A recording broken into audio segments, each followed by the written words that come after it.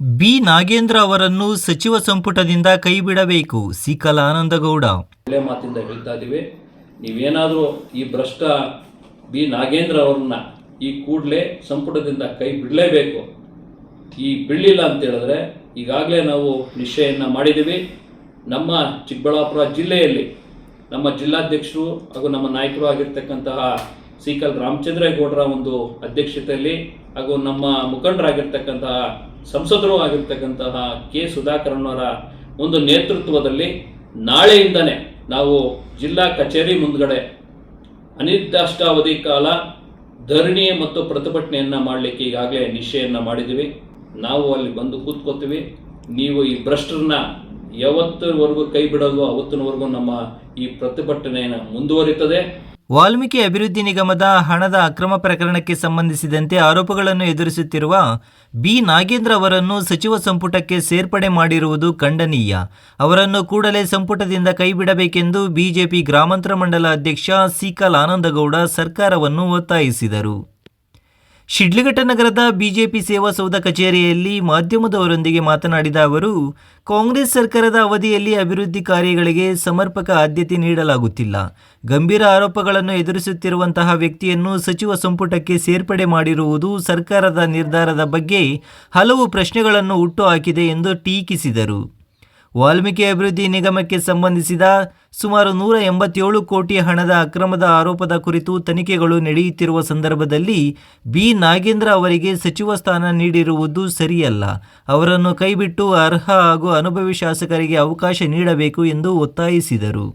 ಇನ್ನು ಬಿ ನಾಗೇಂದ್ರ ಅವರನ್ನು ಸಚಿವ ಸಂಪುಟದಿಂದ ಕೈಬಿಡದಿದ್ದರೆ ಬಿಜೆಪಿ ಜಿಲ್ಲಾಧ್ಯಕ್ಷ ಸಿಕಲ್ ರಾಮಚಂದ್ರಗೌಡ ನೇತೃತ್ವದಲ್ಲಿ ಚಿಕ್ಕಬಳ್ಳಾಪುರ ಜಿಲ್ಲಾ ಬಿಜೆಪಿ ವತಿಯಿಂದ ಅನಿರ್ದಿಷ್ಟಾವಧಿ ಧರಣಿ ಹಾಗೂ ಪ್ರತಿಭಟನೆ ನಡೆಸಲಾಗುವುದು. ಸರ್ಕಾರ ನಿರ್ಧಾರ ಬದಲಿಸುವವರೆಗೂ ಹೋರಾಟ ಮುಂದುವರಿಸಲಾಗುವುದು ಎಂದು ಸಿಕಲ್ ಆನಂದಗೌಡ ಎಚ್ಚರಿಕೆ ನೀಡಿದರು. ಬಿ ನಾಗೇಂದ್ರ ಅವರು ವಾಲ್ಮೀಕಿ ಮಹರ್ಷಿ ಪರಿಶಿಷ್ಟ ಪಂಗಡಗಳ ಅಭಿವೃದ್ಧಿ ನಿಗಮಕ್ಕೆ ಸಂಬಂಧಪಟ್ಟ ಹಾಗೆ ಅವರು ಅದರಲ್ಲಿ ಅಧ್ಯಕ್ಷರಾಗಿರಬೇಕಾದ್ರೆ, ಮಂತ್ರಿ ಸ್ಥಾನದಲ್ಲಿ ಕೂತಿರಬೇಕಾದ್ರೆ, ಪರಿಶಿಷ್ಟ ಪಂಗಡಗಳ ಅಭಿವೃದ್ಧಿಗೆ ಅವರ ಕಲ್ಯಾಣಕ್ಕೋಸ್ಕರ ಮೀಸಲಿಟ್ಟಿರ್ತಕ್ಕಂತಹ 187 ಕೋಟಿ ಹಣವನ್ನು ಅವರು ತೆಲಂಗಾಣ ಹಾಗೂ MP ಎಲೆಕ್ಷನ್ ಬಂದಾಗ ಆ ಹಣವನ್ನು ದುರ್ಬಳಕೆ ಮಾಡಿರ್ತಕ್ಕಂಥದ್ದು ಈಗಾಗಲೇ ಸಾಬೀತಾಗಿರ್ತಕ್ಕಂಥ ನಮಗೆಲ್ಲ ತಿಳಿದಿರ್ತಕ್ಕಂಥ ವಿಷಯ. ಈಗಾಗಲೇ ಅವರ ಮೇಲೆ ಸುಮಾರು CBI ಕಡೆಯಿಂದ ಹಾಗೂ ED ಕಡೆಯಿಂದ, ಲೋಕಾಯುಕ್ತ ಕಡೆಯಿಂದ ಸುಮಾರು 30 ಪ್ರಕರಣಗಳು, 30 ಕೇಸು ಅವ್ರ ಮೇಲೆ ದಾಖಲಾಗಿದೆ. ಸ್ವಾಮಿ, ನಾವು ಒಬ್ಬ ಪ್ರಜಾಪ್ರಭುತ್ವದಲ್ಲಿರ್ತಕ್ಕಂಥ ವ್ಯಕ್ತಿಯಾಗಿ, ಜವಾಬ್ದಾರಿ ಹುದ್ದೆಯಲ್ಲಿರ್ತಕ್ಕಂಥ ವ್ಯಕ್ತಿಯಾಗಿ ನಾವು ಯೋಚನೆ ಮಾಡಿದಾಗ ತಿಂಗಳಿಗೆ ಇರ್ತಕ್ಕಂಥವುದೇ 30 ದಿನ. ಈ ಮನುಷ್ಯನ ಮೇಲೆ 30ರಿಂದ 31 ಪ್ರಕರಣಗಳು ದಾಖಲಾಗಿದೆ ಅಂತ ಹೇಳಿದ್ರೆ, ಇವರು ವಿಧಾನಸೌಧದಲ್ಲಿ ಬಂದು ಅಧಿವೇಶನದಲ್ಲಿ ಪಾಲ್ಗೊಳ್ಳೋದಿರಲಿ, ಅವರಿಂದ ನಾವು ಏನು ನಿರೀಕ್ಷೆಯನ್ನು ಮಾಡಬೇಕು ಅನ್ನೋದು ಕೂಡ ನಮ್ಗೆ ಅರ್ಥ ಆಗ್ತಾ ಇಲ್ಲ. ಅವರಿಗೆ ಮಂತ್ರಿಮಂಡಲದಲ್ಲಿ ಸ್ಥಾನವನ್ನು ಕೊಟ್ಟಿದ್ದಾರೆ. ಏನಕ್ಕೆ ಕೊಟ್ಟಿದ್ದಾರೆ? ಅವ್ರು ಕೊಟ್ಟಿರ್ತಕ್ಕಂಥ ಜವಾಬ್ದಾರಿಯನ್ನು ನಿರ್ವಹಿಸಬೇಕು, ಜನಸೇವೆಯನ್ನು ಮಾಡಬೇಕು, ಅಭಿವೃದ್ಧಿ ಕೆಲಸಗಳನ್ನು ಮಾಡಬೇಕು, ಜನರಲ್ಲಿ ಒಳ್ಳೆ ವಿಶ್ವಾಸವನ್ನು ಗಳಿಸಬೇಕು ಅನ್ನೋ ನಿಟ್ಟಿನಲ್ಲಿ ಅವರಿಗೆ ಮಂತ್ರಿ ಸ್ಥಾನವನ್ನು ಕೊಟ್ಟಿರತಕ್ಕಂಥದ್ದು ನಿಮ್ಮ ಪ್ರಕಾರ. ಆದರೆ ನಾವು ಯೋಚನೆ ಮಾಡ್ತಿರ್ತಕ್ಕಂಥದ್ದು, ಇಂಥ ಭ್ರಷ್ಟ ಒಬ್ಬ ಶಾಸಕರನ್ನ ಅವರಿಗೆ ಮಂತ್ರಿ ಸ್ಥಾನವನ್ನು ಕೊಟ್ಟು ಮತ್ತೆ ನೀವು ಸಂಪುಟದಲ್ಲಿ ಸೇರಿಸ್ಕೊಳ್ತಕ್ಕಂಥ ಕೆಲಸವನ್ನು ಮಾಡಿದ್ದೀರಿ ಅಂತ ಹೇಳಿದ್ರೆ, ನಮ್ಮ ವಿವೇಚನೆಗೆ ಬಿಟ್ಟಿರ್ತಕ್ಕಂಥ ಆಲೋಚನೆಯನ್ನು ಮಾಡಿದಾಗ ಮಹರ್ಷಿ ವಾಲ್ಮೀಕಿ ನಿಗಮದಲ್ಲಿ ಏನು 187 ಕೋಟಿ ಹಗರಣ ಆಗಿದೆಯಲ್ಲ, ಇದಕ್ಕೆ ಸಂಬಂಧಪಟ್ಟ ಹಾಗೆ ಈ ಹೈಕಮಾಂಡ್ ಲೆವೆಲಲ್ಲೂ ಇದಕ್ಕೆ ಲಿಂಕ್ ಇದೆ ಅನ್ನೋ ಒಂದು ಆಲೋಚನೆ ನಮಗೂ ಬಂತು.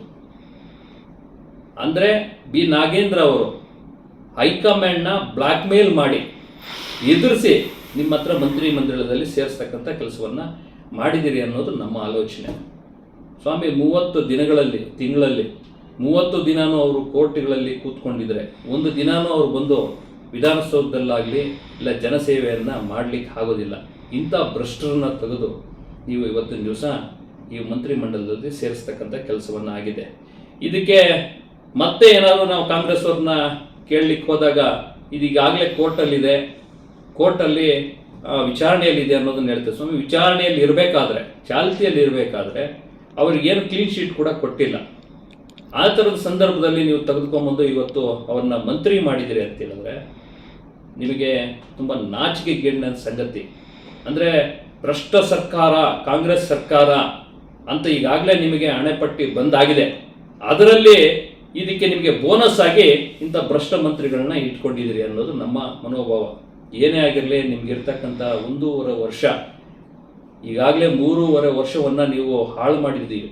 ಒಂದೇ ಒಂದು ಅಭಿವೃದ್ಧಿ ಕೆಲಸವನ್ನು ಮಾಡ್ತಾ ಇಲ್ಲ, ಒಂದೇ ಒಂದು ಒಳ್ಳೆ ಅನುದಾನವನ್ನು ಶಾಸಕರಿಗೆ ಕೊಡ್ತಕ್ಕಂಥ ಕೆಲಸವನ್ನು ಮಾಡಿಲ್ಲ.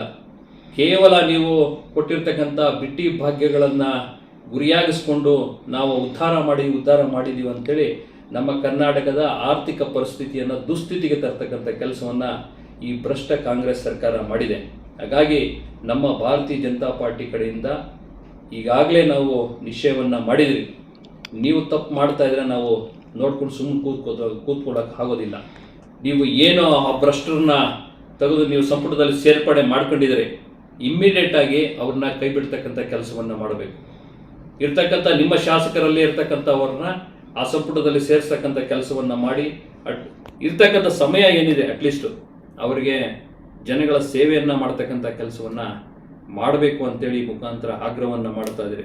ಈಗಾಗಲೇ ನಮ್ಮ ಹೈಕಮಾಂಡ್ನಲ್ಲಿ ಹಾಗೂ ನಮ್ಮ ರಾಜ್ಯ ನಾಯಕರು ಸಹ, ನಮ್ಮ ಜಿಲ್ಲಾಧ್ಯಕ್ಷರು ಆಗಿರ್ತಕ್ಕಂಥ ಶ್ರೀಕಾಂತ್ ರಾಮಚಂದ್ರಗೌಡರು ಸಹ ಈಗಾಗಲೇ ಇದರ ಕುರಿತಾಗಿ ಒಂದು ಪತ್ರಿಕಾ ಮಾಧ್ಯಮದಲ್ಲಿಯೂ ಸಹ ಹೇಳಿದ್ದಾರೆ. ನೀವೇನಾದರೂ ಈ ಅಧಿವೇಶನ ಮುಗಿಯೋದ್ರ ಒಳಗಡೆ ಅವರನ್ನೇನಾದರೂ ಕೈ ಬಿಡಲಿಲ್ಲ ಅಂತ ಹೇಳಿದ್ರೆ ಮುಂದಿನ ದಿನಗಳಲ್ಲಿ ನೀವು ಉಗ್ರ ಒಂದು ಪ್ರತಿಭಟನೆಗಳನ್ನು, ಹೋರಾಟಗಳನ್ನು ಎದುರಿಸಬೇಕಾಗ್ತದೆ.